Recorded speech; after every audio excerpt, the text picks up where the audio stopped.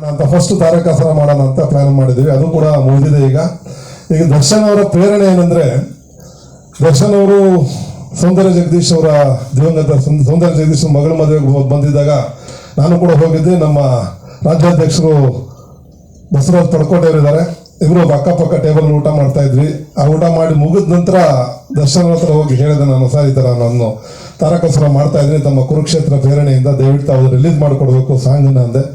ಆಯಿತು ಮಾಡಿ ಸರ್ ಒಳ್ಳೇದು ಮಾಡಿ ಸರ್ ಅಂದರು. ಸೊ ಆ ಒಂದು ಪ್ರೇರೇಪಣೆ ಇಟ್ಕೊಂಡು ಅವರು ಫೋಟೋ ಹಾಕಿದ್ದೀನಿ. ಸೊ ಅವ್ರು ಇದ್ದಿದ್ರೆ ಖಂಡಿತ ನಮ್ಮ ಒಂದು ಸಾಂಗ್ ರಿಲೀಸ್ಗೆ 100% ಬರ್ತಾಯಿದ್ರು. ಕೆಲವು ನಿಮಗೆ ಗೊತ್ತಿದೆ ಏನಾಗಿದೆ ಅಂತ.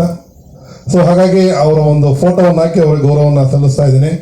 ಜೊತೆಗೆ ಇವತ್ತು ನಮ್ಮ ಎಲ್ಲ ಕಲಾವಿದರು ಕೂಡ ನಮ್ಮ ಬಹಳ ಅವ್ರ ಸಮಯವನ್ನು ಕೊಟ್ಟು ಯಾವುದೇ ರೀತಿಯ ಸಂಭಾವನೆಗೆ ಜಾಸ್ತಿ ಪಟ್ಟಿಡಿದೆ. ನೀವೇನು ಕೊಡ್ತೀರಾ ಕೊಡಿ ಸರ್, ಗೌರವ ಕೊಡಿ ಸರ್ ಅಂಥೇಳಿ ಅವರು ಬಂದು ಪಾತ್ರ ಮಾಡಿದ ಎಲ್ಲ ಕಲಾವಿದರಿಗೂ ಮತ್ತೊಮ್ಮೆ ವೇದಿಕೆ ಮುಖಾಂತರ ಧನ್ಯವಾದ.